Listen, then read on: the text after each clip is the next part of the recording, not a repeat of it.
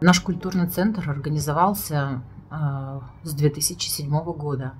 И с тех пор ежегодно, как и сегодня, 18 мая, мы проводим памятное мероприятие УНУТМА в дань памяти сотен тысяч жертв насильственной депортации нашего народа, умерших в муках, страданиях и лишениях, похороненных в чужой земле. В мае 1944 года по причине депортации в Казахстане оказалось около 4500 крымских татар. Мы все поддерживаем тесную связь с Крымом, которая с годами только укрепляется благодаря современным технологиям.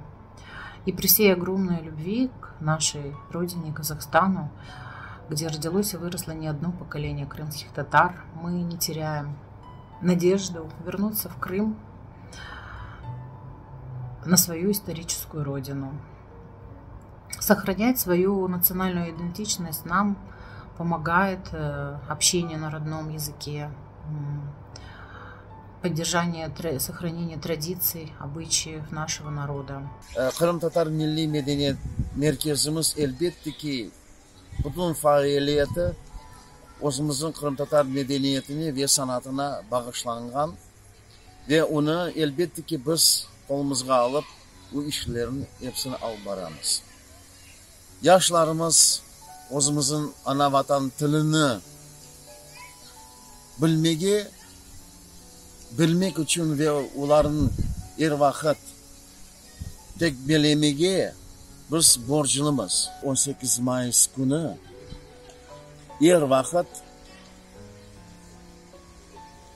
bizim Kırım Tatar halkımızın ardından miting olup geçili, toplaşmalar olup geçili.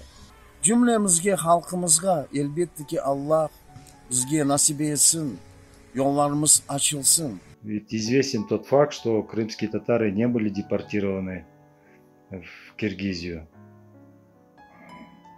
Так получилось, что крымские татары, находясь в тяжелых условиях в Узбекистане, в России, в Урале, в Таджикистане, в Казахстане, старались перебраться туда, где более-менее было легче.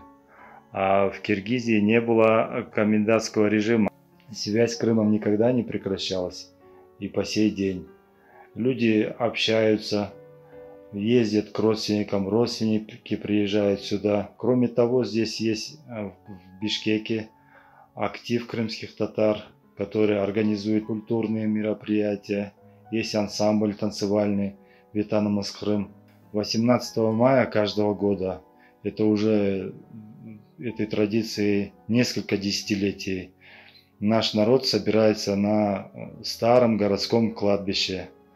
И все крымские татары, я думаю, хотят рано или поздно вернуться на свою историческую землю, на свою родину, к своим корням.